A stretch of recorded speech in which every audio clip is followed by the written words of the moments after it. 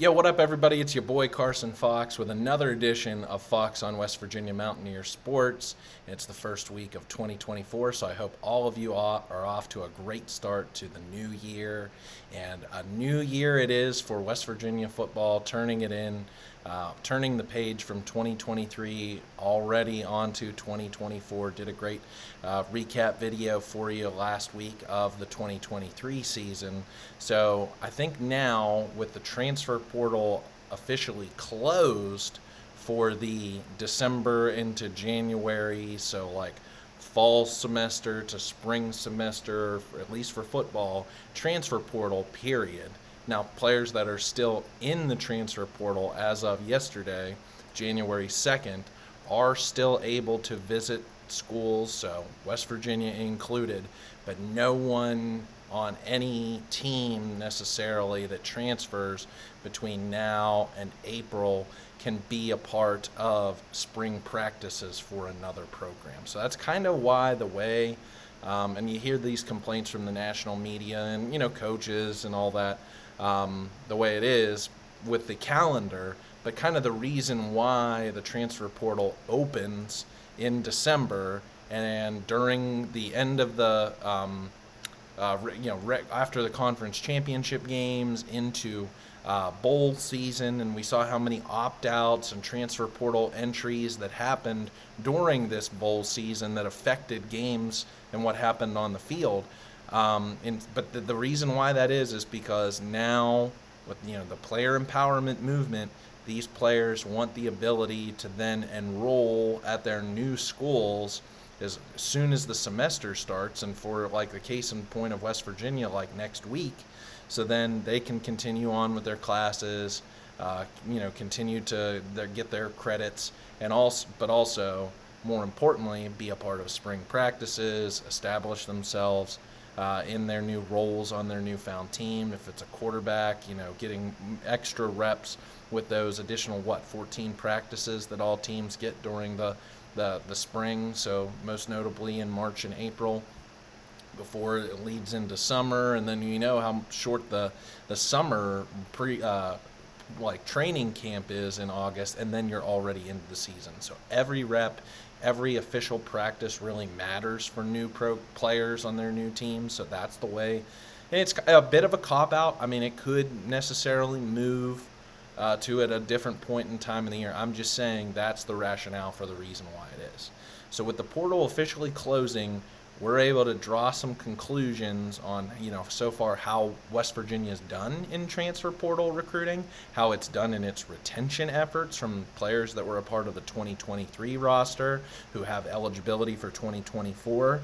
I think there are some if you read between the lines and the context, and I've already started to formulate a two deep, I know I'm that crazy, that I go and, kind of do this on my own spare time to formulate a two deep for the next season, this point in time in the year, and kind of track that movement with more transfer portal additions and injuries and so on and so forth throughout the spring and summer and so on and so forth. So I think there are a few positions that really still do need to be addressed from the transfer portal perspective, because it doesn't sound like, if you heard Neil Brown's press conference after National Signing Day on December 20th, that West Virginia isn't going to be adding any more players from the high school ranks. So that's it.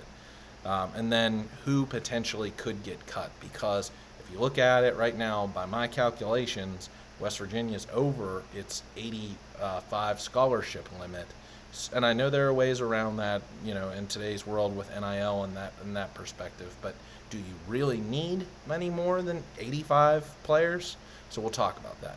So I think first and foremost, we got to talk, like I did in a previous video, so I'm not going to do it again, kind of walk you through each of the people who have left the transfer portal. But the biggest one this week was Tamia Durage, the defensive lineman who transferred in this past year from Kentucky over to West Virginia, a former highly coveted recruit, right in that fringe 3 to 4 star level that chose Kentucky, then transferred over to West Virginia. And I think all you can really read between the lines here, and my Friend Skylar Callahan over at Mountaineers Now, Sports Illustrated, did a really good job in breaking that down in his morning breakdown. So I'll point you over to that video with Skylar. But I completely concur with him that I think that this was West Virginia in tandem with Country Roads Trust, because again, that's how this works. I feel like that. Yes, Country Roads Trust pulls the strings, and or that they are the bag, they're the vault, they're the payroll, but with general manager Drew Fabianich now and the recruiting staff, I'm sure in tandem with director of player relations Rashid Marshall, Neil Brown, and the other assistant coaches, in some way how this all works with this roster management in some way, shape, or form. West Virginia, I'll just put it in that blanketed term. Because Tamia Durage already transferred once because of the unintended consequences of the Raekwon Battle legal situation, and now that multiple time transfers are now lifted, I'm sure that West Virginia, as part of its calculations of its payroll for all of these players, said, well, he can't move because he's already transferred once. Here's what our, generous, or, our very basic offer that we can spread the wealth to others on this team will be. He received that offer, was displeased with it. If you watch some of the social media videos that were, posted during the bowl game, I just kept noticing that he showed a little less, I wouldn't say angry, but less enthusiasm than some of the other players, like when they were receiving their gifts. And, just if you go back and watch some of the bowl game, like preview videos of like what the team did, behind the scenes, you'll find Tamia Durage, and I think one or two of them, and he just seemed very much less than enthused. So I think there's been but then again, he goes out and he shines in the bowl game. So I wonder, though, if there was any sort of negotiations back and forth between Durage and his team and Country Roads Trust and the coaching staff, because it sounds kind of like the coaching staff was taken aback, and taken by surprise with this one. And I got to say, I don't understand it as well. I concur with Skylar and his analysis in saying that, playing for 3 staffs in a different, in a single, calendar year, transferring 3 times, wanting to be 3 different programs, like you're bag chasing at this point in time, and the evidence doesn't always prove. The evidence proves that the grass isn't always greener on the other side. So if he wants to go bet on himself and thinks he can make it at a Power 5 or now Power 4 institution and start automatically, then God bless him, let him go do his thing. But obviously, I think was going to see huge numbers and probably be West Virginia starting either like another second defensive end if West Virginia goes to a true four-man front up front, or is maybe starting at the defensive tackle position over Eddie Vesterinen on that position. So I just got to add that at the top of this video that I didn't like that transfer. I don't know if bridges are burned on both sides, that he won't have the potential to come back, or if Country Roads Trust in tandem with West Virginia can negotiate this, or renegotiate with Durage to get him back onto the team. So I'm a little bit confused by that one to start out. But all in all, West Virginia, with Durage included, lost to the transfer portal 13 players. And I think really, Durage was probably the one of most consequence, second being Mike Lockhart, third being Hershey McLaurin at the safety position, just because of the depth. And I think West Virginia is just trying to bank on some younger players in some regard to fill out this roster. And then they did do a good job, I feel like, of adding so far at positions in which either they saw an obvious lack of depth, or just positions of need. So kind of walking through Jaden Bray at wide receiver from Oklahoma State, Ty French from Gardner-Webb, a kind of pass-rushing player who I think will fit in well into that bandit position. Reed Carico at the linebacker position. Josh Minkins Jr. from Louisville at safety. Carico coming from Ohio State. In French, I think I said Gardner-Webb. Aiden Garnes from Duquesne, a cornerback. TJ Crandall, another cornerback from Colorado State. So a good mix, I feel like, of players from the Power 5 level and the FCS G5 level.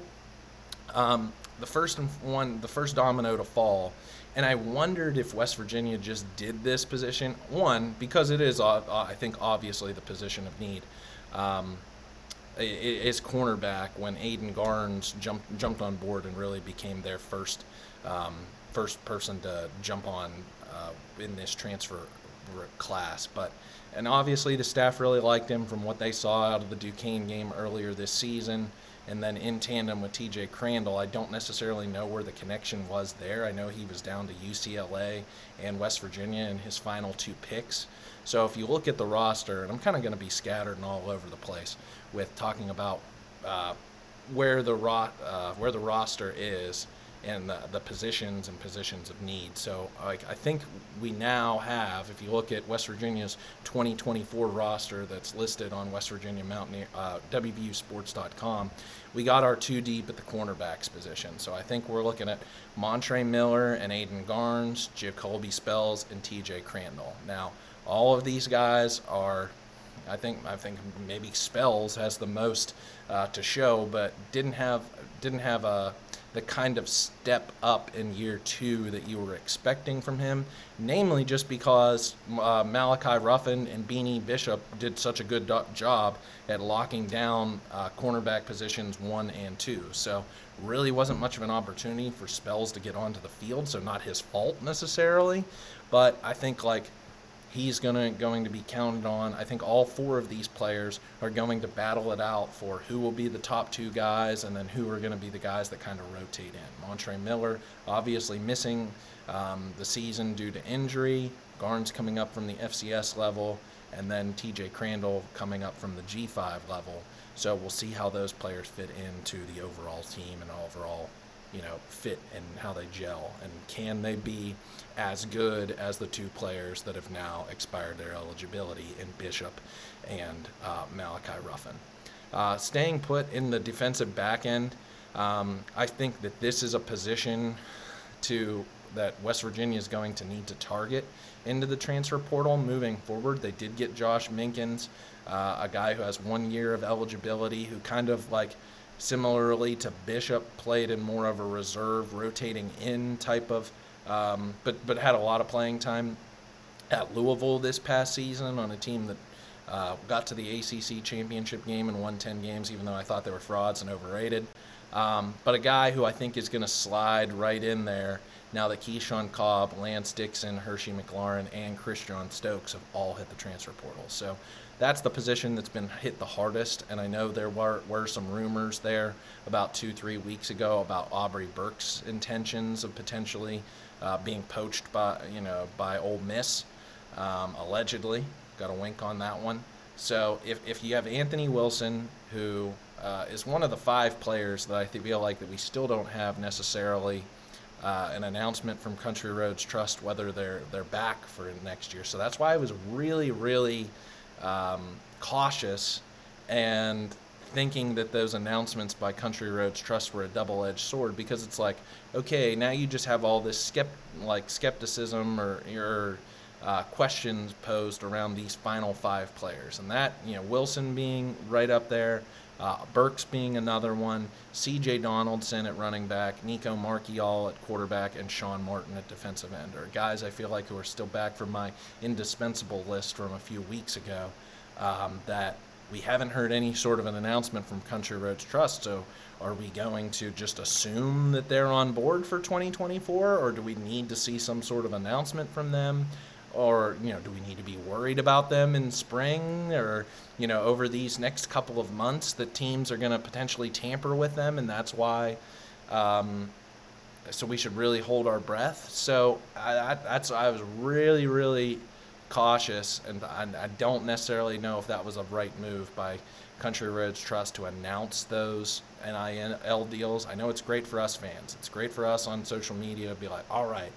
And I hate that has to be a storyline in 2024 with college football, that you have to re-recruit your team for the next season, and everybody's essentially on one-year deals in which they can enter free agency at any point in time. But that's the thing that's going to last, are those 5 players who didn't announce, and Country Roads didn't announce partnerships with for 2024 do we need to necessarily worry about. Because, and that's what's tough with roster management, I feel like. So it makes great content for people like me to talk about, but it's impossible, I feel like, for these teams to create depth, because you got Wilson at one safety position, Minkins, who I think will slide into one starting safety position, and Burks at the other. So with backing them up, Raleigh Collins, a guy who I know Neil Brown said on many press conferences over the last 2 years that he sees Collins more in a linebacker role. I don't know if either at the Bandit position or somewhere in the middle. So if he's not really a true safety, are you down to, in your 2 deep, Aiden Tagovailoa Nelson, who didn't play at all in 2024, and then guys who are previously walk-ons. Now, I know they added from the high school ranks, bringing in Israel Boyce, Jason Cross, Zay Jennings, Chris Henry, and Keon Washington were all guys who can kind of play both safety and cornerback, so we'll yet to see what happens with those guys. But Neil Brown does not like, especially these last couple of years, if at all costs and all possible, to play true freshmen. Unless it's at, looking at this past roster, the 5 who's the only, I think, defensive guy who really made an impact was Ben Cutter. And I think if Josiah Trotter would have been in there potentially, had Trey Lathan not got hurt. But, it's only forced because of injury, and when you're down to your true freshmen that you're playing them. So in a perfect world, I'm sure Neil Brown would like to be playing guys who are in their 2nd, 3rd, 4th years with the program at the second cut on the 2 deep. So we got your upperclassmen, 3 guys who are seniors, savvy veterans, and Wilson, Minkins Jr., and Burks, all at those starting positions. We'll see who happens out of the corners. That should really round out your secondary. But I do think West Virginia needs one more piece at that safety position if you're not going to trust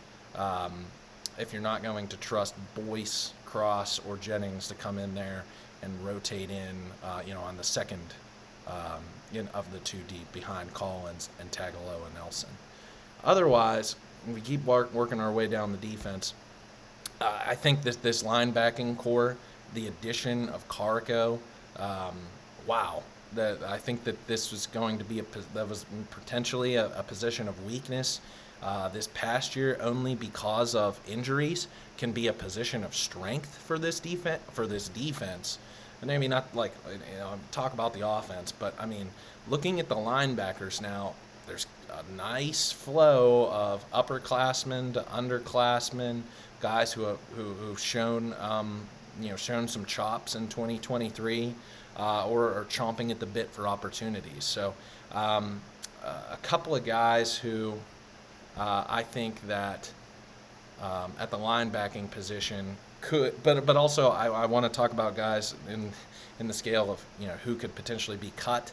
I think there's some opportunity here with some players potentially transferring out in the and I don't know why they haven't already or potentially will in the spring, because you have some underclassmen or you can do some things positionally. So looking at like the middle linebacker and weak side linebacker, and then I'll kind of transition to talk about the Bandit linebacker position.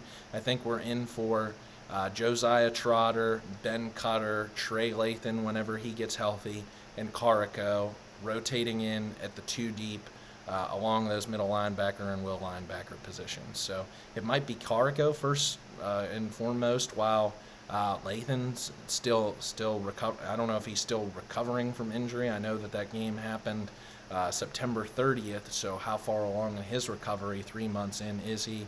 Once we get to 2 months more 5 months of recovery by the time spring practice happens. Will he be a full go for spring practice, or is he limited and then he's a full go over the summer? Which I think more probably the way that Neil Brown and staff will want to treat this recovery situation. I would think Josiah Trotter will be a full go. So I know coming off an ACL tear last April, and I know that linebacker, like I'm thinking about like Devin Bush, who I know isn't always the greatest example, former Steeler who kind of fell off in talent-wise in a first-round bust. But Josiah Trotter, how does he adjust back onto that repaired ACL? You have a guy in Carico who's really hungry and wants to prove himself and be a starter for this team. And then Ben Cutter, who really just finished on fourth on the team in tackles this past season and got better as the season went along, and he got more experience. So, two guys that really don't make that too deep. So with Caden, and I don't know if Caden Beiser, if his scholarship from 2023 will carry over into 2024, but with Ricky Williams and Curtis Jones Jr., who are coming in as true freshmen who might slide in there as your like third string linebackers, is there really need for Tyrick Austin Cave and Jairo Favris? Guys who are in their fourth years with, I know for Austin Cave just in his third year with the program, but Favris in his fourth year with the program. Are they guys who will just contribute on special teams, and that's what you necessarily want them for? But if you're old, if you're in your third and fourth years or later into your careers and you're not a starter, you're dispensable. So that's kind of where I'm at with that. Is could those two players potentially hit the portal so West Virginia can use more scholarships available to go after some other positions of need? You might think, all right, well, what are those positions of need, Carson? So already talking about one in there in the safety, and I'll get to the other one in a second. So linebacker, I think it's obvious the way that Tyron Bradley performed with that awesome interception in return in the Mayo Bowl. He's primed to be West Virginia's starting Bandit linebacker, but I'm curious to see how Ty French gets used. If he's this pass rushing specialist who has this natural ability, coming into the program and like wanting to prove himself. Do they rotate in? Is he used in certain pass rushing packages? What does he do there? So I like both of those guys and think they'll both have really productive, good years for this team. So there's your two deep there at Bandit linebacker. Behind them, kind of a similar situation, I feel like, with Austin Cave and Favris as with Tara Simmons, who entered the transfer portal and then came back this past season because of the lack of interest and really didn't play too much other than on special teams this year. Didn't make too much noise. And then Braden Dudley, another guy who's in his fourth year and it's kind of positionless, recruited as a defensive lineman, not heavy enough to play upward at 280. So now he's lost weight and he's kind of like back at the weight that he was whenever he was recruited out of high school at 255. So is there much of an opportunity for him? I think there's both of those guys are dispensable. And then another guy who's a tweener, who's listed as a defensive lineman, but I don't know any Division I Power 4 conference Division I defensive linemen who are 222 pounds. I just think he was a guy who is a project player for Neil Brown to see whether he can make it. So he's listed at defensive line. I think Bandit linebacker is ultimately where, or some sort of like pass rush specialist kind of player. Orion Fisher, a redshirt freshman. I just, again, also see him as dispensable with the use of the scholarships there. Because Obinna Onwuka, West Virginia's top defensive recruit from this class, could be that guy who's like your third string, I feel like, behind Ty French and Tyron Bradley. Doesn't make for a lot of depth, but I mean, when you already are three deep on your middle and will linebackers, you can go three deep at your Bandit linebackers. Like, that's kind of what you got to do with scholarship players, and then fill in with guys who aren't being, highly paid NIL or, walk-ons. That's why the walk-on program is so important. Staying on the one side on the defensive line, So obviously the Durage a departure hurts West Virginia, but I think that and I think it makes a position of obvious need in recruiting. So looking at a couple of defensive line prospects that West Virginia is having visit this upcoming week is Elijah Hills, 6'2", 280-pound defensive end, I guess you could say, end, not more so like a tackle, from Albany, and also TJ Jackson, previous first team all Sun Belt recipient in 2022. 2023, okay of a year, 27 tackles, 7 tackles for loss, 3.5 sacks on the year. But a guy who I love the size at 6'2", 300 pounds, I think could obviously slide right in there alongside Vitorma Malba, alongside. So I guess that's the question is, if you bring in a guy like TJ Jackson, what does it say about a fourth-year player like Hammond Russell? Does he then become dispensable? Do you want to go 4 deep? Is Corey McIntyre a guy, as a redshirt freshman who Neil Brown really raved about in the month of December and really November even? So can you go Mulba? Could you go Jackson? And could you go McIntyre? And then Russell's dispensable because of his years of eligibility. Mulba obviously giving you more this past year as a backup. You want him kind of in that role. Or even taking on a larger role with Jackson rotating in as well. So then, and again, I don't know if West Virginia is going to try and go to a 4-man front on the defensive line. My guess is they're not.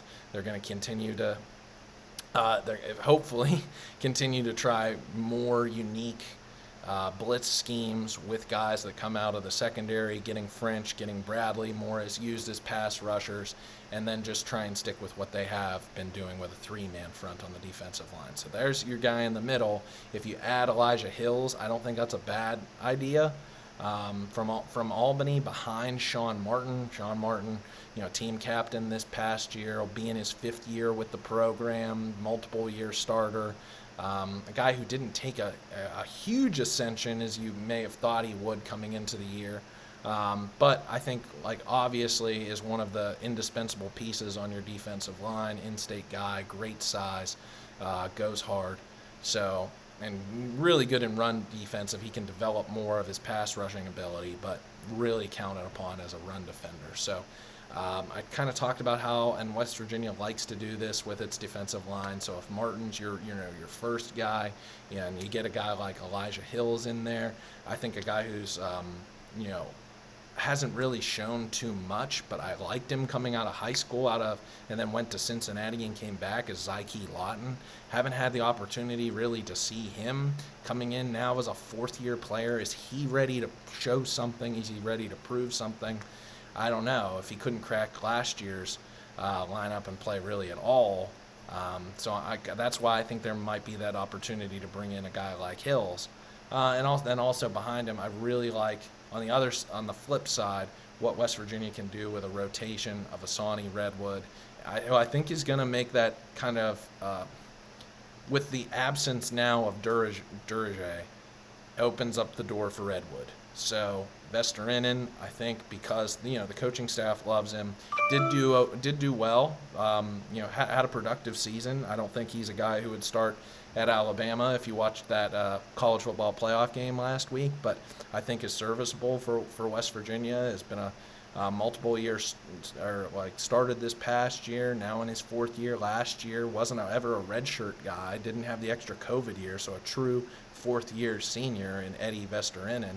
So him alongside Redwood, maybe Zachariah Keith can go, into either end positions or this defensive tackle, which is, kind of an interior offensive line position, or we see Nate Gabriel, who, if you watch the National Signing Day coverage, Neil Brown was really high on. So I would like to see West Virginia sign both these guys, TJ Jackson and Elijah Hills, who are going to visit this upcoming weekend.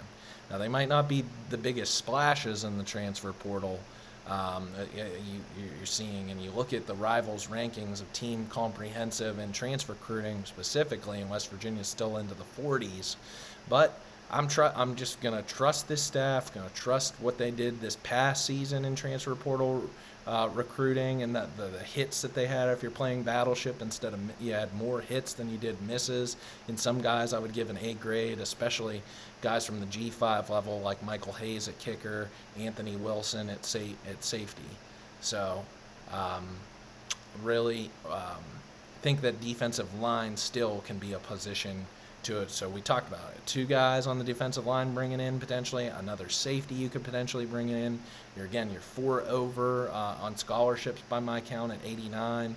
So you got to keep making some cuts there. So already talked about guys in the linebacking core. I think that you can kind of trim some fat around, I guess you could say, to add to this defensive line, add to this secondary. So let's go into the offensive side of the ball, where I don't think we have to talk all that much, because things are kind of falling into place. So defense, still a bit of a work in progress, and that's why I kind of wanted to lead this show off by talking about the defense for the majority of the time, because I think the defense is one that really does still need a little bit more construction.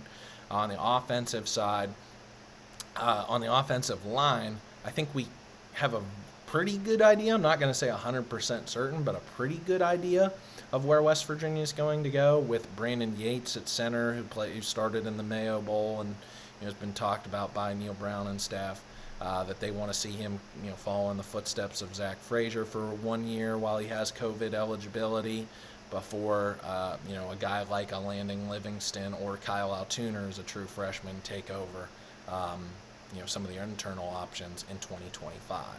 So we know the whole left side really from there. Tomas Rimac started the last year and a half, and Wyatt Milam has started all 3 years that he's been there. So signed, sealed, delivered on there. On the right side, Jaquay Hubbard was a guy who rotating in with Yates this year, going to be counted on at right tackle to start. And then at right tackle, this is where I think makes sense that West Virginia is bringing in a right tackle commit, because I don't know if I'm necessarily 100%. You could sell me, but I'm not necessarily 100% sold on Nick Malone. I always am worried about taking a guy out of his niche. What does he do best? And trying to do more than what he's like. Do your job. Don't do any much more than what you're capable of.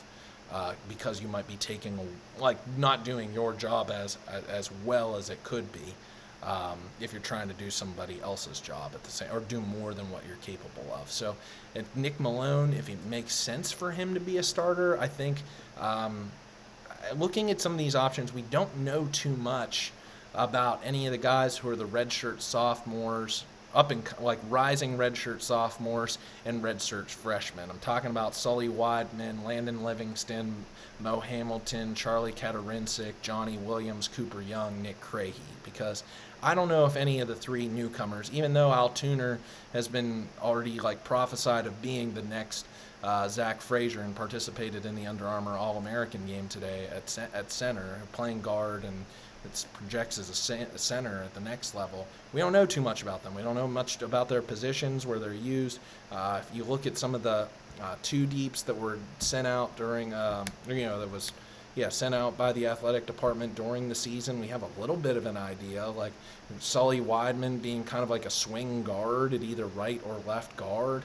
Landon Livingston playing the 3rd string center behind Yates, who was the backup to Frazier, and then Johnny Williams at left tackle. I think did get some playing time here and there, but was able to preserve his red shirt. I think it was when Wyatt Milam went down with an injury after the TCU game that I think Malone was over there on the left side and Williams could kind of play here and there. So that's kind of what I'm wondering, and a guy that West Virginia is bringing in is a former in-state recruit that West Virginia passed on out of Dunbar, West Virginia, South Charleston High School. Xavier Bosley played at Jacksonville State, the home of Rich Rodriguez.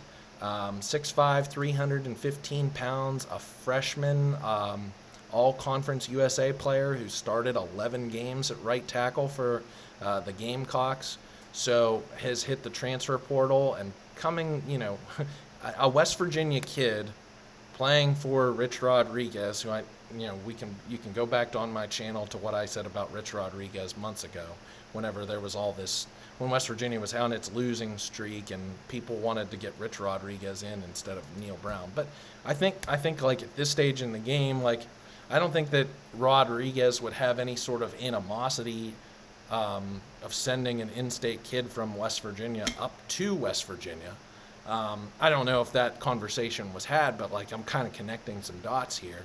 So if Bosley could come in at that right tackle position, I know he would just be a rising sophomore, so he's not any much older than the options that you have who really have been unproven commodities over these last 2 years as guys who established themselves as underclassmen have gotten older and established themselves, Hubbard, Yates, Frazier, Milam, Remak. So we don't know. So I think Bosley could be an intriguing option because then that would kind of fill out your 3 deep. You would have that many offensive linemen, to fill it out. And you can't ever have too many linemen. So I just wondered, does that push any of the underclassmen guys who might see some writing on the wall or don't want to wait that long? I get it. In today's world of college football, to wait 3 years without ever starting, you might try your options elsewhere. Here's where I'm going to say, moving on to wide receiver, is I know that there's been a lot of talk since seeing at the very end of the Duke's Mayo Bowl, Garrett Green grabbing J.J. Jones, a WVU legacy from North Carolina, and trying to connect some dots potentially that, Green was politicking or trying to get him to, in a way, tamper, saying, hey, we want you, come over, I want you on my team. And like for Green, it makes total sense. He's got 1 more year's worth of eligibility, and he wants to go out on top with the best kind of season as potentially possible. Here's where I'm going to say, hold up, wait a minute, something ain't right. And I'm thinking at the long-term health of this wide receiver room and position group, because you just added 4 high school freshmen to this group that was already young to begin with. Already, you got with us and got some dregs, Jashawn Polk, Jeremiah Aaron, Davis Mallinger, Cortez Bram, gone, sayonara. And then you added into the room Jaden Bray, who was like a really good player, and I think slides in automatically as a starter at the X wide receiver position, I think is what they title it. Yeah. So then if you, as I've been saying, if you followed my videos this last month, I think Hudson Clement and Traylon Ray are your 1-2 combo. So do you want to potentially stunt the growth and potential of those 2 guys that you feel really, really good about?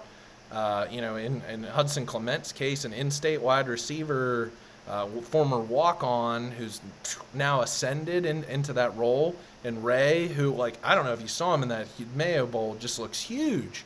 And, like, Brown's just really, like, cannot wait to see how much weight he puts on and develops over this spring, summer. So, like, I don't know if you want to bring in a J.J. Jones into that room that I really think goes solid, like 7-8 deep for sure, but even has, like, the numbers to go more than 9 deep.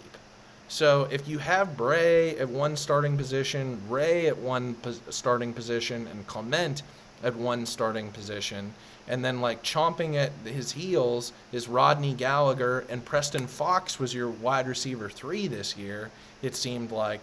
Jarrell Williams, I feel like, hasn't really gotten any sort of an opportunity, going to be a 3rd-year player. And like I said, it's troubled waters when you get a guy who's there for 3 years and doesn't see the field. And then you bring in 2 4-star recruits in Brandon Raymond and Day Farmer behind him. And you still have E.J. Horton, who was a big-time, like a deep ball threat, who only had 10 catches but had a few good ones, had a really, tightly contested balls. So this wide receiver room, I like the competitiveness. I like the diversity. Some guys who are small and, some guys who are big. Some guys who can go deep. Some guys who are more possession receivers. Some guys who are more, kind of scat backs, or like in Gallagher's case, could be like an all-purpose, however you want to use him, and running jet sweeps and this and that, or screens, or so. I really like this wide receiver room. So J.J. Jones, he had his opportunity. He could have came here and really built something up. If he didn't believe in Jarret Doege, he didn't believe in Neil Brown's offense a couple of seasons ago, or two or three seasons ago, when he was getting recruited out of high school, then so be it. Then you made your bed and you lay it and just graduate from North Carolina, and that was your legacy. You had your shot. And I just think that the NIL dollars that he would command to bring onto this team can be used in better ways. That if you want to go out and use that on a big time safety recruit who hits the portal in the spring potentially. Like, I just don't necessarily think that wide receiver is this position that needs a huge investment into. It can be the dollars and resources and scholarship can be used elsewhere. And what do you think? Am I wrong? Am I right? Let me know. How do you feel about J.J. Jones? And then running back. One, I was very curious of why we hadn't already seen a portal departure. Was Jalen Anderson, the redshirt junior, so in his fourth year, still does have 2 years worth of eligibility. Does he see the writing on? I thought that's kind of why West Virginia signed. I know got the commitment from signed Trayvon Dunbar, was to go 5 deep at scholarship running backs. I think 6. You can afford to let one walk at that point in time. Or, is West Virginia not necessarily sold? Was that on DJ Oliver? Was that fumble in the Duke's Mayo Bowl, just prophecy of bad things to come? I don't think so. I think that's getting a little too far of ourselves. And Anderson had a worse year. In bigger moments. Go back to that Houston game specifically. Had the fumble in the UCF game on the really odd screen pass by Marchiol that came on when Green got injured for a play. So I just think Jalen Anderson, I don't know, is he looking for a new home, new surroundings, or does he like it at West Virginia? Does he still think he can contribute something? Even if C.J. Donaldson, Jaheim White are your 1-2 and he's fighting for third place carries. So, but I think that's a scholarship that West Virginia could use elsewhere. So I like where West Virginia's at running back. Just need to get that public commitment announcement from Country Roads Trust on C.J. Donaldson. That's why I'm wearing his jersey. Love the man. Tight end. I really think I'm looking at this position, and I notice I'm already seeing like Torrey Johnson Jr. was photoed in the group during the bowl prep alongside the Buzzin' Boys at the wide receiver group. So has he officially been moved from the tight end position to the wide receiver group? Maybe. Or, is he going to be playing both? Maybe. But even then, why do you need 6 tight ends? Why? I think 5 will do just fine, especially because Jack Samarco's in for a redshirt year as the true freshman. So I don't see the need between so if Cole Taylor, Traylon Davis are your guys that are 1 and 2 for 2024, the one of these two in Victor Wickstrom, being a 4th-year player versus Will Dixon being a 3rd-year player, what do you want to do? They might get more playing time in 2024, depending upon what happens injury-wise or, this, that, and the other thing. But again, do you need both? I don't think so. Especially if, you could potentially have Johnson slide over and play, in a pinch if you got that far down the depth chart due to injuries. I don't think so. So I wouldn't be surprised if one, or who knows, worst case scenario, even both of them potentially hit the portal, knowing that Taylor and Davis are going to be the 1-2 combo in 2024. I don't know. I don't know. Haven't seen anything out of really either player, so I can't really necessarily comment on one versus the other. And then at quarterback position, we know pretty much set at this point in time. The only thing that we're really waiting on, for me, like keeping me up late at night, is Nico Marchiol at quarterback. is if he's coming back for 2024. Not hitting the transfer portal now, I think during the December into January bodes really well for West Virginia. Again, it was a pretty crowded transfer portal class group, whatever you want to call them, who've gone elsewhere. And now, like a guy like Will Howard, who was a multi-year starter at Kansas State and conference championship winner in 2022, still hasn't necessarily found a home. So I don't know if there was, you could find a place. If he wanted to go necessarily back home to potentially be like the savior for the Sun Devils, maybe. But I don't want that. I want Nico Marchiol to be West Virginia's starting quarterback in 2025, and he's probably the best backup in the country in 2024 behind Garrett Green, who's going to get the start. So Sean Boyle, Khalil Wilkins, two still underclassmen development guys who we're not going to see until at least 2026 in a starting starter role potentially, or what does West Virginia, that I don't even want to get that far. So that kind of fills out your two deep and kind of gets my thoughts on some players on this roster pretty well solid, pretty well established. I think this verifies all the excitement that was happening between the fans, the media, the coaches, that the roster is filling out pretty nicely. I don't think that this is a top 10 in the country roster. At least right now, barring to see what happens. But I think this is one that if your goal, again, is to compete for a Big 12 conference championship, a new look Big 12 conference championship in 2024, I think you can do it. I think you can be right in the mix there of the top 4 or 5 teams in next year's standings to compete for a national title. Too early still to put any sort of expectations. I think I saw Mountaineer James J-Dub on Twitter asking for your top 3 expectations for 2024 for this team. Way too early, in early January, to start talking about that we still have. We got to know the schedule.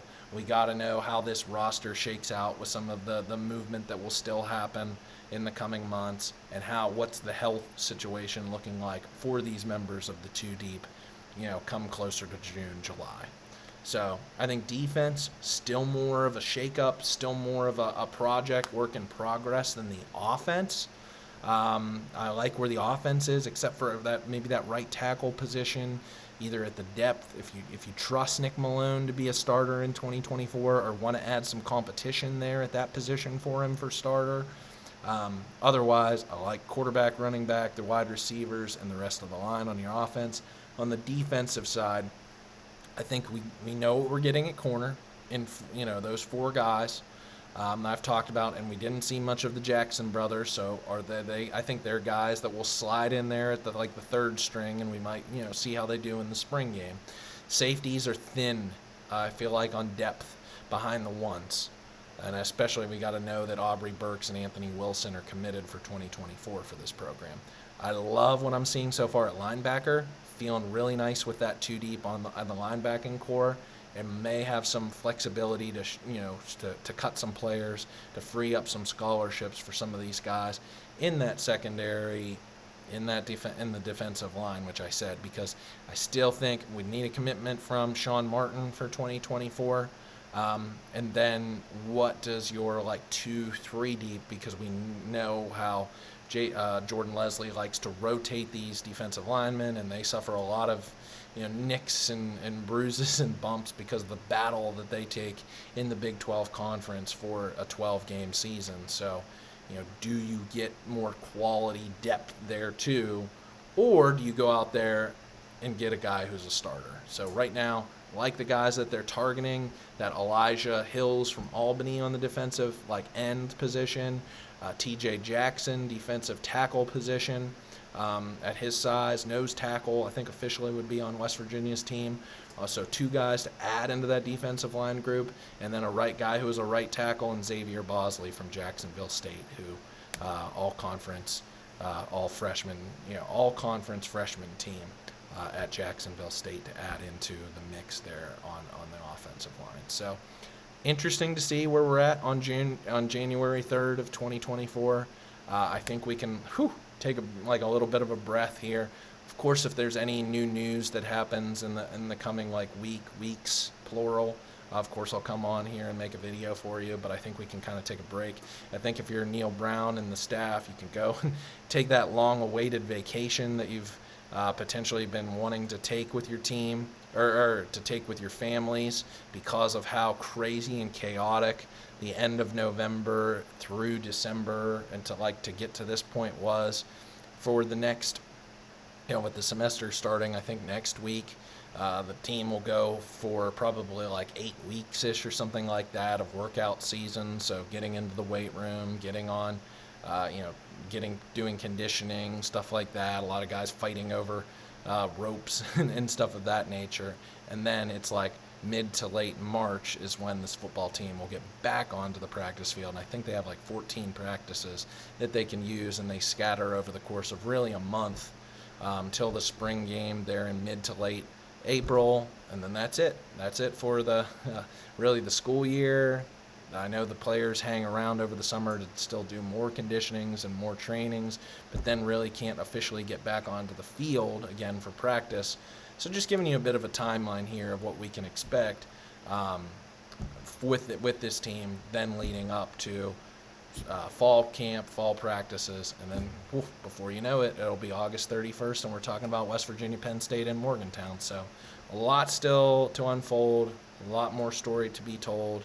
I still think with some of these retention from the 2023 roster, the guys I talked about, those 5, what West Virginia does in transfer portal recruiting from here on out, until we get toward the spring, and then who potentially who hits the portal come springtime. So we'll know more then. If you like this video, please like it so other Mountaineer fans can see it across YouTube and other social media. I want to know your thoughts. What are you thinking about my thoughts here on roster management when it comes to this too deep and guys, positions of need, positions where you may have the flexibility to let some guys go into the transfer portal. Let me know your thoughts on there. Anything else that's on your mind about West Virginia's football team. If you like this video, check out some of my other videos and recapping the 2023 season. I do a game preview and game recap and other things that happen in between during the week. So if you like my channel, I'd love to have you subscribe. Getting really close to 200. So would love to get over that 200 benchmark, and really appreciate all of y'all who listen to my videos on a week in, week out basis. Tell your friends, tell your family, tell your dog that I do this here on YouTube and have a lot of fun doing it, and really appreciate everybody who interacts. So hail West Virginia. I'll be back soon whenever we have more news, or might get into some fun topics. Might over into January or February, might get into some other topics as I get some ideas. So I have some thoughts kind of on the in-game atmosphere, the in-game environment at Mountaineer Field, ticket packaging to talk about potentially. So this, that, and the other thing. So just subscribe to this channel, and I'll bring it to you as best I can for you over this winter. So still a lot to talk about. All right, thanks everybody. Have a great night, and let's go Mountaineers.